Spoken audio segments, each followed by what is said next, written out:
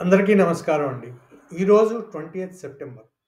అనగా ఈరోజు మహానటుడు అక్కినేని నాగేశ్వరరావు గారి జన్మదినం. ఈ సంవత్సరం 101వ జయంతి.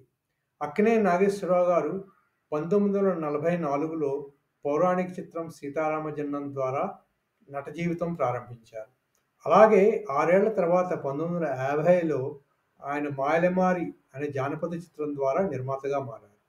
1955లో దుక్కిపాటి మధుసూదనరావు గారితో కలిసి అన్నపూర్ణ పిక్చర్స్ సంస్థ పేరు మీద తీసిన 'దొంగరాముడు' సాంఘిక చిత్రంతో ఆయన నిర్మాతగా చిత్ర పరిశ్రమలో స్థిరపడ్డారు కూడా. ఆ తర్వాత 1971లో పంపిణీదారుడిగా మారారు. అన్నపూర్ణ ఆర్ట్ పిక్చర్స్ వారి 'అమాయకురాలు' చిత్రం పంపిణీతో ప్రారంభించారనమాట. ఆ తర్వాత 1975లో అన్నపూర్ణ స్టూడియోస్ ఆగస్టు 13న శంకుస్థాపన చేశారు. అలాగే 1976 జనవరి 14న నాటి రాష్ట్రపతి ఫక్రుద్దీన్ అలీ అహ్మద్ చేతుల మీదుగా అన్నపూర్ణ స్టూడియోస్‌ని ప్రారంభించారండి. ఆ తర్వాత అన్నపూర్ణ స్టూడియోస్‌ని 2010లో విస్తరించారు. మిగిలిన ఫ్లోర్స్ అన్నీ కూడా పెంచి అన్ని ఏసీ ఫ్లోర్స్‌తో సహా చేసి 100,00,00,000 పైగా ఆ రోజుల్లో వాటి మీద విస్తరించడానికి ఖర్చు పెట్టారని వినికిడి. ఆ తర్వాత 2011లో కొత్తగా సినిమాల్లోకి రావాలనుకున్న వాళ్ళకి ట్రైనింగ్ ఇవ్వడానికి Annapurna college of film and media అనే దాని ద్వారా అన్నపూర్ణ స్టూడియోలోనే ఆ సంస్థని స్థాపించి కొత్తగా చిత్రసీమకి, మీడియాకి కావాలనుకున్న వాళ్ళకి అందులో కాలేజీలో స్టూడియో ట్రైనింగ్ ప్రోగ్రామ్స్ ప్రారంభించారనమాట. ఆ తర్వాత 2014 జనవరిని అక్కినేని నాగేశ్వరరావు గారు మరణించారు. ఆ తర్వాత అదే సంవత్సరం మేలో విడుదలైంది అక్కినేని 3 తరాలు నటించిన 'మనం' చిత్రం. ఇది అక్కినేని నాగేశ్వరరావు గారి ఆఖరి చిత్రంగా చెప్పుకోవచ్చు. ఈ చిత్రంతో అక్కినేని వారు ఇంకెవరూ సాధించలేని ఫీట్ సాధించారు. 3 తరాలు ఒకే సినిమాలో నటించడం అన్నది ఒక విశేషంగా చెప్పుకోవచ్చనమాట. తర్వాత అక్కినేని నాగేశ్వరరావు గారు నటుడిగా 256 చిత్రాలు పైగాను, తర్వాత నిర్మాతగా 60 చిత్రాల పైగాను నిర్మించారండి. అలాగే అక్కినేని నాగేశ్వరరావు గారికి పద్మశ్రీ, పద్మభూషణ్, పద్మవిభూషణ్ బిరుదులు కూడా గవర్నమెంట్ ఇచ్చిందండి. తర్వాత ఆయన దాదాసాహెబ్ ఫాల్కే అవార్డు కూడా గ్రహీత. ఇకపోతే పద్మవిభూషణ్ మొట్టమొదటిసారిగా వచ్చిన నటుడు భారతదేశంలోనే అక్కినేని నాగేశ్వరరావు గారు. ఆయనకి మొట్టమొదటిగా ఇచ్చిన తర్వాతే నటులకు పద్మవిభూషణ్ ఇవ్వడం అన్నది ప్రారంభమైనది. అలా చెప్పుకోవచ్చు. అలాగే అక్కినేని నాగేశ్వరరావు గారు నటించిన ఎన్నో చిత్రాలు కేంద్ర ప్రభుత్వ బహుమతులు, నాటి రాష్ట్ర ప్రభుత్వ బహుమతులు కూడా అందుకున్నాయి. అక్కినేని నాగేశ్వరరావు గారు ఉత్తమ నటుడుగా కూడా నాటి రాష్ట్ర నంది అవార్డులు కూడా అందుకున్నారనమాట. తర్వాత అక్కినేని నాగేశ్వరరావు గారు ఓ చా అనేక గౌరవ సత్కారాలు కూడా పొందారు అనేక చోట్ల. ఇవండి అక్కినేని నాగేశ్వరరావు గారి గురించిన కొన్ని విశేషాలు. అలనాటి మహానటుడు అక్కినేని నాగేశ్వరరావు గారికి మనం ఇవాళ నివాళి అర్పిద్దాం. అది ఒక విశేషం. ఇకపోతే అక్కినేని నాగేశ్వరరావు గారి జన్మదిన కానుకగా చిత్రాలు విడుదలవ్వడం అన్నది మొట్టమొదటిగా 20 సెప్టెంబర్ 1969 అంటే సరిగ్గా 56 సంవత్సరాల క్రితం ప్రారంభమైంది. అది కూడా బాపు రమణలు తమ స్వంత బ్యానర్ మీద తీసిన చిత్రకల్పన వారి బుద్ధిమంతుడు చిత్రం అదనమాట. తర్వాత అలాగే బాపు రమణ గారు తమ రెండవ చిత్రం అక్కినేనితో తీసింది 1973 సెప్టెంబర్ 20న విడుదలైన 'అందాల రాముడు' చిత్రం. ఈ చిత్రం విడుదలై నేటికి 52 సంవత్సరాలు పూర్తయిందండి. ఇంకో విశేషం ఏమిటంటే చిత్రకల్పన బ్యానర్ మీద బాపు రమణలు తీసిన 2 చిత్రాలు కూడా అక్కినేని నాగేశ్వరరావు గారి జన్మదినాన్నే విడుదల చేయడం అనేది ఒక విశేషంగా చెప్పుకోవచ్చు. అలాగే అక్కినేని నాగేశ్వరరావు గారి 60వ జన్మదిన సందర్భంగా 20 సెప్టెంబర్ 1984లో దాసరి గారు తన స్వంత బ్యానర్ తారక ప్రభు ఫిల్మ్స్ మీద నిర్మించిన జస్టిస్ చక్రవర్తి చిత్రం విడుదలైంది. అలా అక్కినేని నాగేశ్వరరావు గారి జన్మదిన సందర్భంగా 3 చిత్రాలు విడుదలైన రికార్డు ఉందన్నమాట. ఇకపోతే ఈరోజు మనం అక్కినేని నాగేశ్వరరావు గారుతో చిత్రకల్పన బ్యానర్ మీద వచ్చిన బుద్ధిమంతుడు, తర్వాత అందాల రాముడు చిత్రాల గురించి మాట్లాడుకుందామండి. అది సంగతి. మొదటగా బుద్ధిమంతుడి చిత్రం గురించి మాట్లాడుకుందాం. ఈ చిత్రం సెప్టెంబర్ 20, 1969న విడుదలైంది. నిర్మాణం చిత్రకల్పన బ్యానర్ మీద నిర్మాత ఎన్ఎస్ మూర్తి గారు, స్క్రీన్ ప్లే దర్శకత్వం బాపు గారు, కథా, కథనాల సంభాషణలు ముళ్ళపూడి వెంకటరమణ గారు, సంగీతం కెవి మహాదేవన్ గారు, పాటలు ఆరుద్ర దాశరథి గారు, సి. నారాయణ రెడ్డి గారు, తర్వాత ఛాయాగ్రహణం ఎస్. వెంకటరత్నం గారు. తర్వాత ఈ చిత్రంలో ముఖ్య పాత్రధారులు అక్కినేని నాగేశ్వరరావు గారు ద్విపాత్రలో నటించారు. ఒకటి మాధవాచార్యులు, 2 గోపాలాచార్యులు. ఇద్దరు అన్నదమ్ములనమాట. తర్వాత తమ్ముడు గోపాలం పాత్రకు జోడీగా విజయ నిర్మల గారు రాధ పాత్రలో నటించారు. ఈ అన్నదమ్ముల తల్లిగా శాంతకుమార్ గారు నటించారు. ఇంకొక విశేషం ఏమిటంటే ఈ చిత్రంలో శోభన్ బాబు గారు శ్రీకృష్ణుడిగా నటించారండి. అదొక విశేషం. తర్వాత నాగభూషణం గారు శేషాద్రిగా ఈ చిత్రంలో విలన్. తర్వాత అల్లు రామలింగయ్య, సూర్యకాంతం, కృష్ణంరాజు, పద్మనాభం మిగిలిన పాత్రలు పోషించారు. ఈ కథ గురించి మాట్లాడుకుంటే తరాల అంతరాల వలన విభిన్న మనస్తత్వాలు కలిగిన ఇద్దరు అన్నదమ్ముల కథగా ఈ చిత్రాన్ని చెప్పుకోవచ్చు. అన్న మాధవాచార్యులు గారు ఆస్తికుడు, తమ్ముడు గోపి నాస్తికుడు. అన్న ఊర్లోని శ్రీకృష్ణాలయంలో అర్చకుడు. ఆయనకేమిటంటే శ్రీకృష్ణుడు కనిపిస్తూ ఉంటాడు ప్రతిరోజు. ఆయన శ్రీకృష్ణుడితో మాట్లాడుతూ అన్ని అన్ని అన్ని సంగతులు చెప్పుకుంటూ ఉంటాడనమాట. ఈ తమ్ముడు గోపాలం చెడు సహవాసులు, చెడు అలవాట్ల బారిన పడతాడు. మాధవాచార్యులు శ్రీకృష్ణుడితో తమ్ముడి గురించి చెప్తూ తన తమ్ముడిని కొంచెం మార్చమని వేడుకుంటూ ఉంటాడనమాట. వీరి మా తర్వాత శేషాద్రి చెప్పాము కదా, నాగభూషణం గారు వేసిన పాత్ర. ఆయన ఈ గుడికి ఏమో గుడి అతని ఆధీనంలో ఉంటుంది. అలాగే తర్వాత స్కూల్ కూడా ఈయన ఆధీనంలోనే ఉంటుంది. గుడి మాన్యాన్ని, స్కూల్కి వచ్చే ఫండ్స్ని కూడా ఈయన తినేస్తూ ఉంటాడనమాట. స్కూల్లో డబ్బులు తినేసేసి స్కూల్లో పనిచేసే టీచర్లకి జీతాలు కూడా ఇవ్వకుండా ఉంటాడు. గోపి వీటన్నిటికీ అడ్డుపడుతూ ఉంటాడు శేషాద్రికి. కానీ ఆయన అన్న మాధవాచార్యులకి శేషాద్రి మీద విపరీతమైన నమ్మకం. అంచేత ఏంటంటే ఇది అన్నదమ్ముల మధ్య చిన్న గొడవలకు కూడా దారితీస్తుంది. శేషాద్రి మేనకోడలనేమో గోపి ప్రేమిస్తాడు. ఆ తర్వాత గోపి చెడు అలవాట్లకి దూరంగా ఉంటాడనమాట. ఈ తర్వాత కథంతా శేషాద్రి చేసిన కుతంత్రాలు, వాటిని గోపి ఎలా అడ్డుకున్నాడు, చివరికి శేషాద్రిని పోలీసులు అరెస్ట్ చేస్తారు. ఆ తర్వాత అన్నదమ్ముల ఇద్దరి మధ్య ఎలా సంధి కుదిరిందన్నది మిగిలిన చిత్రంగా చెప్పుకోవచ్చు. ఈ చిత్రంలోని పాటలన్నీ సూపర్ డూపర్ హిట్స్ అండి. మహాదేవన్ గారు విపరీతమైన బ్రహ్మాండమైన మ్యూజిక్ ఇచ్చారు. ముఖ్యంగా చెప్పుకోవాల్సిన పాటలు ఏంటంటే ఈ చిత్రంలో కొన్ని నన్ను పాలింపగ నడిచి వచ్చితివా, మొదలాలింపగ నడిచి వచ్చితివా గోపాల, గుట్ట మీద గువ్వ కూసింది, కట్ట మీద కౌజు పలికింది, భూమి మీద సుఖపడితే తప్పు లేదురా, బులబాటం తీర్చుకుంటే తప్పు లేదురా, టాటా వీడుకోడు, గుడ్ బై ఇంక సెలవు, చిన్ననాటి స్నేహితులారా, చెలరేగే కోరికలారా, హవ్వా హవ్వారే, పచ్చిమిరపకాయ లాంటి పొడిచి పిల్లరు, తర్వాత గుడిలో ఏముంది బాబు బడిలోనే ఉంది. ఈ పాటలన్నీ సూపర్ హిట్తో నడిచాయండి ఆ రోజుల్లో. తర్వాత ఇంకొన్ని విశేషాలు ఈ చిత్రం గురించి చెప్పుకోవాలి.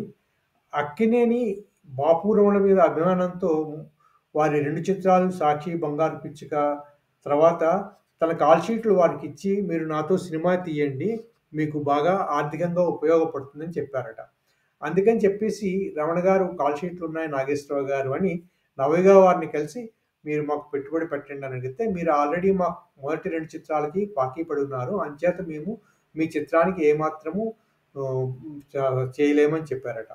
అప్పుడు అక్కినేని నాగేశ్వరరావు గారు కేవీఎల్ఎన్ ప్రసాద్ లక్ష్మీ ఫిల్మ్స్ వారికి ఫోన్ చేసి, నా ఫ్లాప్ పిక్చర్స్ ఎంత కలెక్ట్ చేస్తాయనంటే 5-6 లక్షలంటే అంతే పెట్టుబడి మీరు బాపురమణకి ఇవ్వండి, వారు సినిమా తీస్తారు, ఏవైనా అటు ఇటు వస్తే నాది పూచి అని చెప్పారట. అలా లక్ష్మీ ఫిలిమ్స్ చిత్రకల్పన వారి బాపురమణుల చిత్రానికి పంపిణీదారులుగా వచ్చారనమాట. ఆ డబ్బులతోటి వీరు చిత్రం మొదలెట్టారు. అప్పుడే అక్కినేని నాగేశ్వరరావు గారు జగపతి రాజేంద్ర ప్రసాద్ గారితో మాట్లాడి వారికి కావాల్సిన డ్రెస్సెస్ అన్నీ కూడా జగపతి సంస్థ నుంచి ఇప్పించారు. దానివల్ల కూడా వారికి బడ్జెట్లో బాగా కలిసి వచ్చిందనమాట. అది కూడా విశేషం. అలా ఉన్నప్పుడు ఈ చిత్రం ఏంటంటే మా వీళ్ళంతా 6 లక్షల లోపలే తీశారట బాపురమణ గారు. తీసిన తర్వాత ఈ చిత్రం సూపర్ డూపర్ హిట్ అయి కూర్చుంది. ఆ చిత్రం డూపర్ అవగానే తర్వాత 4 కేంద్రాల్లో 100 రోజుల పైగా ఆడిందనమాట. దీంతో ఈ చిత్రం లాభాలతో రమణ గారు నవయుగ వారికి 2.5 లక్షల చెక్కు రాసి ఇమీడియట్‌గా వెళ్ళి వారికి ఇచ్చేసారట మొట్టమొదటిగా. ఆ తర్వాత అక్కినేని నాగేశ్వరరావు గారి దగ్గరికి వెళ్ళి, అక్కినేని నాగేశ్వరరావుకి గారికి రూ. 20,000 మళ్ళీ ఇచ్చారు. అంతకుముందే వారు 20,000, 20,000 2 సార్లు ఇచ్చారట. అక్కినేని గారు ఇదేమిటండి మీరు ఆల్రెడీ నాకు ఇచ్చారు గదా! నేను ప్రస్తుతం 45,000 తీసుకుంటున్నాను. మీతో 35 తీసుకుందాం అనుకున్నాను. మళ్ళీ మీరు ఇదంతా ఏం చేస్తున్నారంటే, అలా కాదండి మీరు 2 పాత్రలు వేశారు కాబట్టి 90 కానీ మేము మీకు 60 ఇస్తున్నాం అన్నారట రమణ గారు. అక్కినేని గారు నవ్వేసేసి, ఇలా అయితే కమర్షియల్ తెలుసుకోకపోతే ఎలాగయ్యా బాబు అని చెప్పి అన్నారట. తర్వాత ఒక పౌరాణిక చిత్రంలోని శ్రీకృష్ణుడిని తీసుకొచ్చి సాంఘిక చిత్రంలో ఒక భక్తుని కల్పించేటట్టు చేయడం ఇదే మొట్టమొదటి చిత్రంగా చెప్పుకోవచ్చు. ఈ స్ఫూర్తితోనే తర్వాత దేవుడే దిగివస్తే, రాజాచంద్ర మా ఊళ్ళో మహాశివుడు అనే చిత్రాలు కూడా వచ్చాయి. అంటే దేవుడు వచ్చి డైరెక్ట్‌గా భక్తులతో మాట్లాడడం అనమాట. అది కూడా ఒక విశేషంగా ఈ చిత్రం గురించి మనం చెప్పుకోవాలండి. అవి చిత్రకల్పన బ్యానర్ మీద తీసిన 'బుద్ధిమంతుడు' చిత్ర విశేషాలు. ఇప్పుడు 29/1973 విడుదలైన చిత్రకల్పన వారి బాపు రమణల 'అందాల రాముడు' చిత్రం గురించి మాట్లాడుకుందాం. ఈ చిత్ర నిర్మాణం చిత్రకల్పన బ్యానర్ మీద జరిగిందని చెప్పుకున్నాం కదా! ఎన్ఎస్ మూర్తి గారు నిర్మాత. తర్వాత స్క్రీన్ ప్లే దర్శకత్వం బాపు గారు. కథా సంభాషణలు మొత్తం ముళ్ళపూడి వెంకటరమణ గారు. సంగీతం కెవి మహాదేవన్ గారు. మొత్తం 15 పాటలు, 2 శ్లోకాలు ఉన్నాయి ఈ సినిమాలో. పాటలు సి. నారాయణ రెడ్డి గారు, కొసరాజు గారు, ఆరుద్ర గారు రాశారు. ఛాయాగ్రహణం విఎస్ఆర్ స్వామి గారి సినిమాకి ఛాయాగ్రహణం మట్టుకు మారిందనమాట. తర్వాత పాత్రధారులు అక్కినేని నాగేశ్వరరావు గారు, రాము సీతారామారావు అనే పాత్ర రాము పాత్ర, లత సీత పాత్ర, నాగభూషణం గారు జేబీ, తర్వాత ఏమో అల్లు రామలింగయ్య తీసేసిన తహసీల్దార్ పాత్ర, రాజబాబు అప్పుల అప్పారావు పాత్ర, సూర్యకాంతం గారు పెసరట్ల సావాలమ్మ పాత్ర. ఈ పాత్రలు ముఖ్యంగా ఈ సినిమాలో ఉన్నమాట. ఇంకా చాలామంది ఉన్నారు. సాక్షి రంగారావు గారని, నూతన్ ప్రసాద్ గారు, రావి కొండలరావు గారు, రాజబాబు, ముక్కామల, చలపతిరావు వీళ్ళందరూ కూడా ఉన్నారు ఈ చిత్రంలో. తర్వాత ముఖ్య విశేషం ఏమిటంటే, బుద్ధిమంతుడి తర్వాత మళ్ళీ అందాల రాముడు చిత్రం 80% పైగా గోదావరి నది మీద తీశారండి. అది కూడా గోదావరి నది మీద లాంచ్ మీద చిత్రీకరించారు మొత్తం సినిమాని. అదొక విశేషంగా చెప్పుకుంటారు ఆ రోజుల్లో. ముళ్ళపూడి వారి 'జనతా ఎక్స్‌ప్రెస్' అనే చిన్న కథను తీసుకొని దాన్నే ఈ చిత్రకథగా మార్చారు ముళ్ళపూడి వెంకటరమణ గారు. ఈ సినిమాలో ముఖ్యంగా రాజహంస, జనత ఈ 2 పడవల్లో అన్ని రకాల మనస్తత్వాలు ఉన్నవారిని మనం చూడవచ్చు. మధ్యతరగతి వారు, బాగా డబ్బున్నవారు, మధ్య అంతరాలు, రకరకాల మనస్తత్వాలు ఉన్నవాళ్ళు. రాము మంచివారుడు, అతన్ని ప్రేమించిన అమాయకురాలు సీత, డబ్బున్న జేబీ, తీత, అప్పుల అప్పారావు, పెసరట్ల సావాలమ్మ, దొంగ భక్తులు, అహంకారులు, ఇలా అన్ని రకాల పాత్రల్ని కలిపి చక్కటి కథగా ప్రేక్షకులను ఆకట్టుకున్నారు బాపు రమణలు ఈ చిత్రంతో. తర్వాత బాపు రమణల చిన్ననాటి మిత్రుడు బివిఎస్ రామారావు. ఆయనేమో ఇరిగేషన్ డిపార్ట్మెంట్లో అప్పుడు పనిచేసేవారట ఇంజనీర్గా. ఆయన ఈ చిత్ర నిర్మాణానికి చాలా సహాయం చేశారని బాపు రమణ గారు తన కోతికొమ్మచ్చి పుస్తకంలో రాశారు. సినిమా అంతా అవుట్‌డోర్‌లో జరగడం వల్ల, తర్వాత ఏమో కొత్తగా బోట్లు కావాల్సి రావడం వల్ల, ఈ బోటు నిర్మాణంతో పాటు సినిమా నిర్మాణంకి కావాల్సిన సదుపాయాలన్నీ కూడా ఈ ఎంవిఎస్ రామారావు గారే చేశారని చెప్పుకున్నారు. అదండి ఇంకో విశేషం ఈ చిత్రం గురించి సంబంధించింది. ఈ చిత్రంలో పాటలన్నీ సూపర్ హిట్. 'ఎదగడానికి ఎందుకురా తొందర, ఎదర బ్రతుకంతా చిందరవందర', తర్వాత 'అబ్బోసి చిన్నమ్మ', 'ఆనాటి ముచ్చట్లు ఎన్నెన్నో', 'కురిసే వెన్నెల్లో మురిసే గోదారిలా', 'మన్ముబ్రోవమని చెప్పవే', తర్వాత 'రాముడేమన్నాడే సీతారాముడేమన్నాడే', 'చాకిరేవు బాన ఏమంది నీకు నాకు లడాయి రమ్మంది', తర్వాత 'సమూహ భోజనము సంతోషమైన విందు అంతస్తులన్నీ బంధు అహహ ఆనందు'. ఈ పాటలన్నీ సూపర్ డూపర్ హిట్స్ ఆ రోజుల్లోనండి.